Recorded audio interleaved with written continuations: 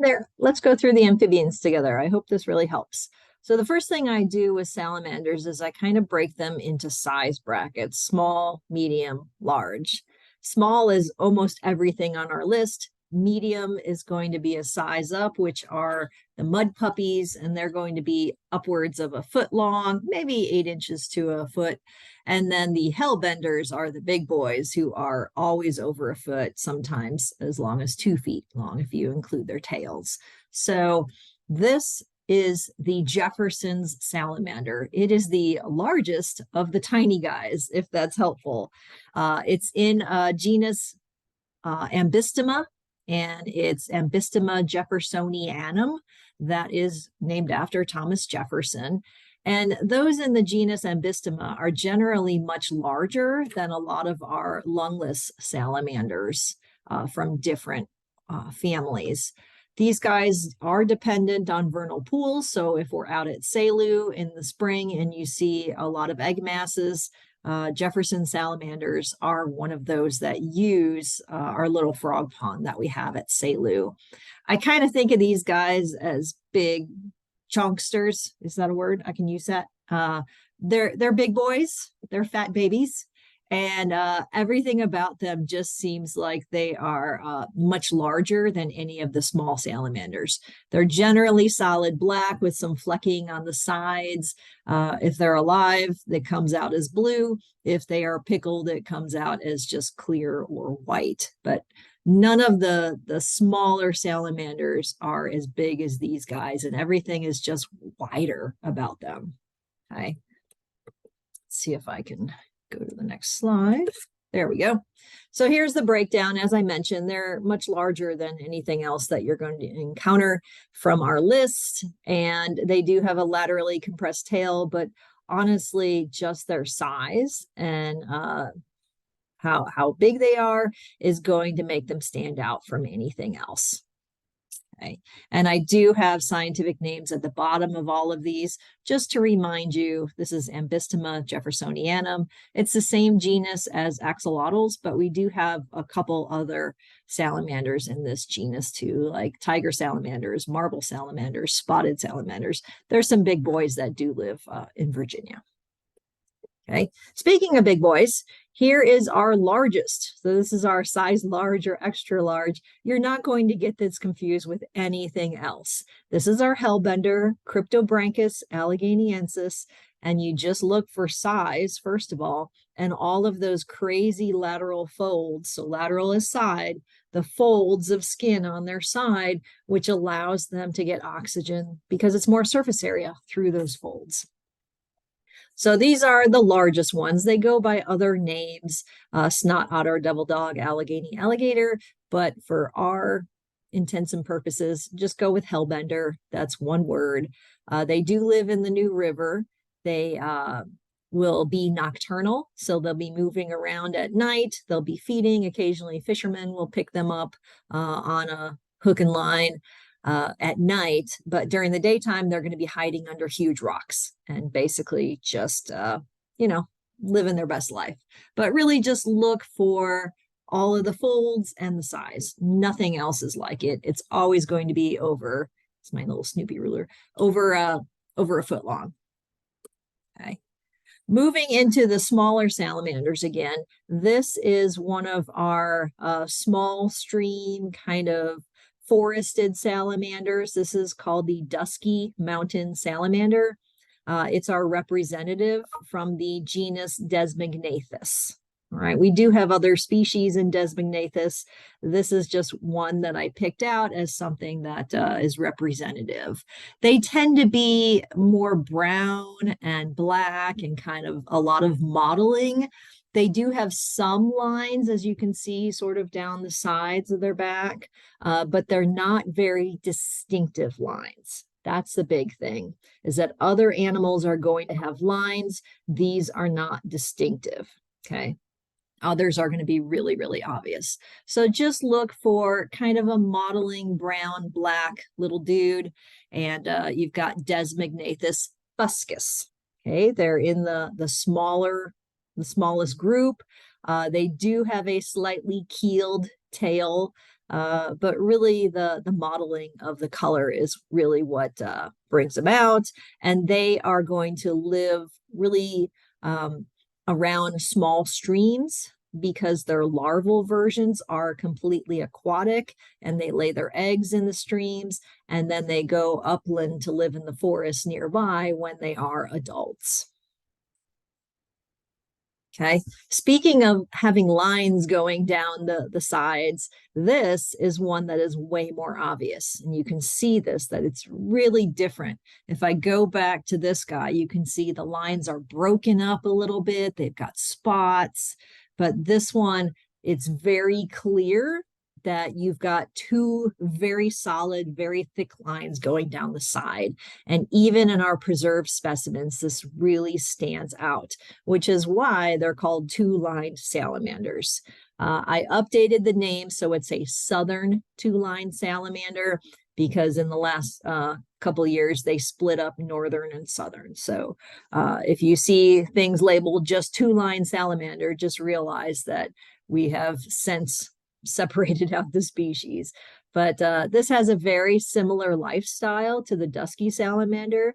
You tend to find them in the same streams together. So we've got, they use their larval stage as an aquatic stage as well. And they will be sort of in upland forests, but still always close to water when they are adults. But for these guys, they tend to be a little yellower actually in real life rather than this orange. But just look for those two very solid lines. Nothing stands out with the solid lines more than this does, with light colors in between that kind of match the sides as well. So here it is, Eurecia surigera is the southern two-line salamander, and just look for the obvious stripes. Okay. Here's probably our most abundant, or at least our most common salamander that is small in forested areas. This is our red-backed salamander. Occasionally, the acceptable common name is now eastern red-backed salamander, but I will accept just red-backed salamander. Okay, make sure you get the dashes in there and the ED at the end to make sure it's all kosher there. So this one clearly has a red stripe going down its back. Even in preserved specimens, you can still see the clear line of kind of a brighter color going down its back. And then you've got dark on the sides and the belly. Okay, so you don't see two solid lines on each side. You just see one stripe going down. Okay, so remember with the southern two line, you'll see two lines with lighter in the middle. Here, you just see one streak of lighter colors. And in this case, it's red. There are versions called lead-backed versions of the red-backed salamander. That's why it's actually called Plethodon cinereus. Cinereus actually means gray because it was maybe first described as in its lead-backed version, which is kind of weird because it doesn't have a red back, but cinereus means gray, ironically. So it's going to have that solid red stripe, at least for the examples that I give you. I'm not going to trick you with a lead-back salamander, I promise. It will have that red stripe, just like the pictures, and you can see in our specimen that it still comes off as a lighter color, and it's very dramatically different. Okay, these animals are a forested species. They do not need water to reproduce, so they're going to be under rocks, under leaf litter, under logs, under cover boards, that kind of stuff. Very common. All right, here's the new one that I added. If you remember, this is the Blacksburg salamander, also known as Plethodon jacksoni, and the original pictures are the Blacksburg salamander. So remember, we had originally called it a slimy salamander, but DNA has now told us that we are wrong. And I showed you pictures of the big boy in class that was definitely a slimy salamander. So we are just focusing on Blacksburg salamander, Plethodon jacksoni. Right? These are all the same species. These are just pictures that were taken in this past year. from some samples at SALU. So you can sort of see both the top and the bottom of them. And this is their original picture of that we have been using for a while. And it's the same. These animals are all the same. And they tend to be under 4 inches generally. So like this long. Okay. So you can see how small that they are, and that hopefully will be helpful. The only one that it can be confused with is the Jefferson salamander, which, like I said, is much bigger and has chunky appendages. So arms and legs are going to be much bigger, and everything just looks, I don't know, inflamed for the Jefferson salamander versus this little guy. Okay. All right, so there's your Blacksburg salamander, and I think I've already covered this. They are confirmed in Montgomery County and I think Patrick County, but we're still learning about them since they're a relatively new species that they attained species status. For a long time, they were a subspecies, and nobody really looked at just them. Okay, here is our medium size big boy. This is our mud puppy. And this one should be easy, I hope, because it's the only one that as an adult has very visible external gills. All right, they are fully tied to an aquatic system for their entire lives, and that's why they've got the gills. And you can see this. There's nothing else you're going to confuse it with. They're always less than maybe a foot, so 8 inches to a foot long. And yeah, shouldn't be hard to figure out. Necturus maculosus. Okay, that's our mud puppy. One word, mud puppy. And obviously, they spend both their larval and adult life in water, and they have very, very obvious gills. And they tend to be in permanent water bodies, obviously. And they kind of fill a similar niche to the mud puppies, where they're going to be under rocks and large pieces of debris and stuff like that. They're here, but not very common. Okay, so yeah. Our next one is our newt, which actually is a salamander. It's in the family Salamandridae, so it's different from our lungless salamanders and our ambystoma salamanders. It's all by itself. If you remember, this is the one that has the juvenile red eft stage. 2 words, red eft is the juvenile terrestrial form. That's the one that's pictured there in orange. They always are going to have sort of those bright orange spots. This adult is not showing it very well, but they also, their spots tend to be a little bit more orange than yellow. But that kind of stands out quite a bit. Okay, Nodophthalmus viridescens. Viridescens is actually green, and that reflects the green color in their adult stage. So they start off as larvae in water. They spend a year or 2 as a red eft terrestrially, and then they return to water. And one of the neat things is that their tail, when they return to water, gets back to being keeled or compressed, so it makes them more efficient swimmers. But they don't have that keeled tail when they are in the juvenile stage. So these guys stand out quite a bit, obviously, because of that orange skin. That definitely makes them stand out. When they are adults, you're looking for the keeled tail, you're looking for the lighter spots on a dark background, and that should help you out pretty well. Okay, so Eastern newt, also known as central newt, but I will accept Eastern. Notophthalmus viridescens. Okay, and like I said, I think I've walked through all of these things, and they are very common. You'll see a lot of the Fs that are walking around, especially on wet mornings and evenings. All right, moving on to our frogs and toads. I only have one representative toad for you, and this is our American toad. We do have other species. Fowler's toads are around here too. What makes them different is honestly just their pattern of spots. So just as kind of as a side note, you can either have spots that are like this for our American toad. And you can see in the picture up top that you've got those warts. Okay, those are warts. I'm calling them spots, but those darker warts on the light background versus if you're looking at other species just when you're out,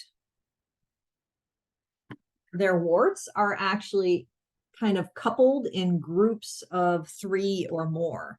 So that's one of the ways to tell them apart if you can't hear their call or see their call, if they're just hanging out. That's how you distinguish other toads from each other. I mean, that's the easiest way to do it.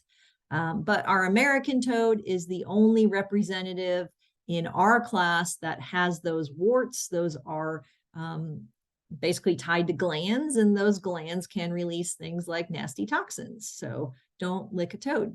Okay, and there's some babies that are down there. They hatch out as larvae. Okay, so they are tadpoles. They have a tadpole stage, but when they become adults, they're actually one of the smallest adults, considering how big they get when they become little froglets. And they are generally solid black tadpoles for what it's worth.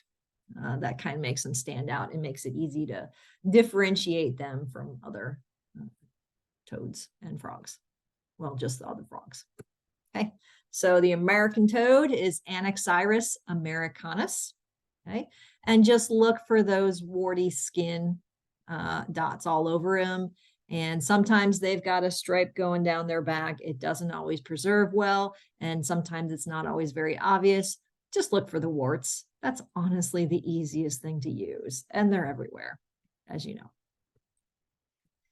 Moving to some of our tree frogs. This one is a gray tree frog, and the word tree frog is one word.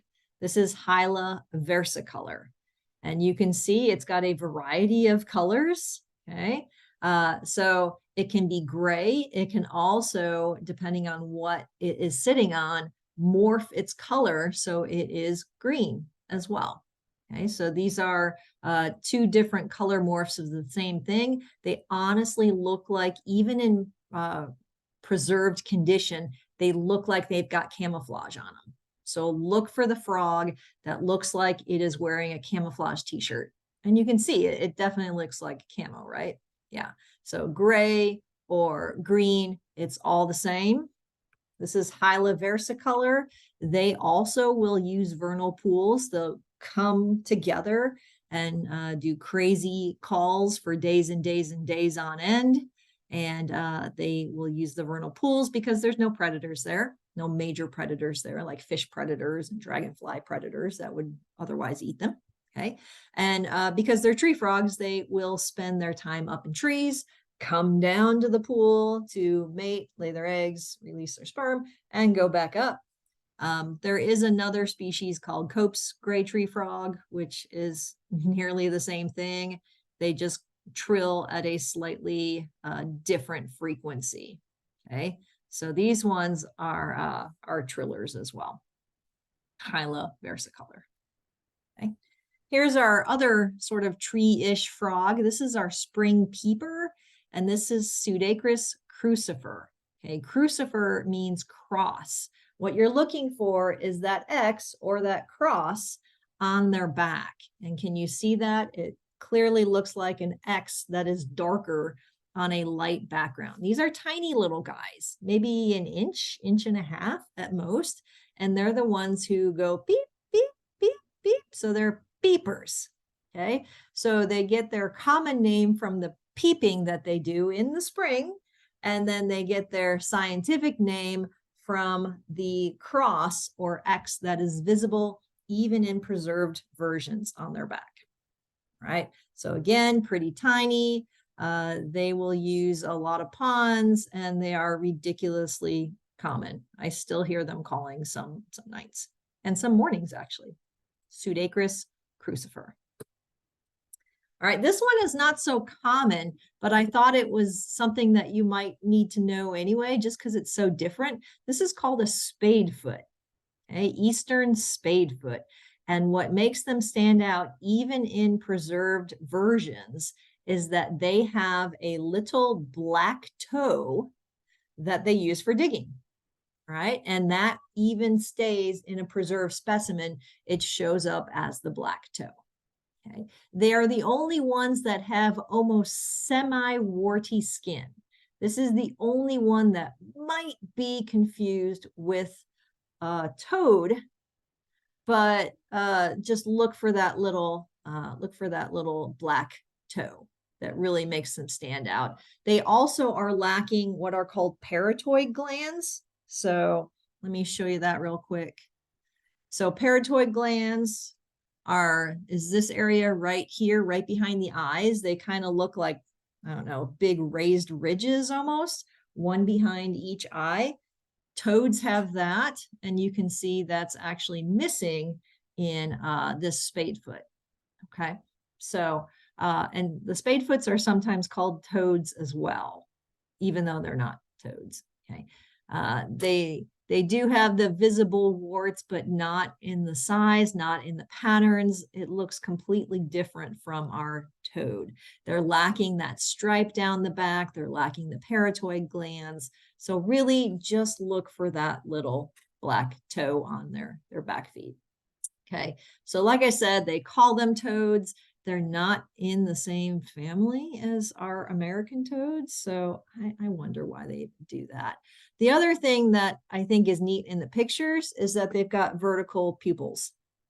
Okay, so can you see that at least in the pictures? So that might be also a giveaway. If you have to see the picture and you can't see the toe in these pictures, you can look for the vertical pupils and maybe the slight showing of warty skin, but not really as much as our American toad.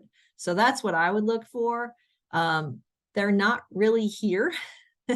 I've never actually heard them called before. They are mostly a fossorial or underground animal. And when there are big rains, that's the only time that they come out. Okay, so not common here at all. Moving on to some of our ranids. Okay, so this is Ranidae. This is our biggest of the ranids. And I talked about this in lab a little bit, but what you're looking for are the lack of dorsal lateral folds. Okay, so if you're looking down at a frog, okay, now, and its head is there. Oh my gosh, this is a bad picture.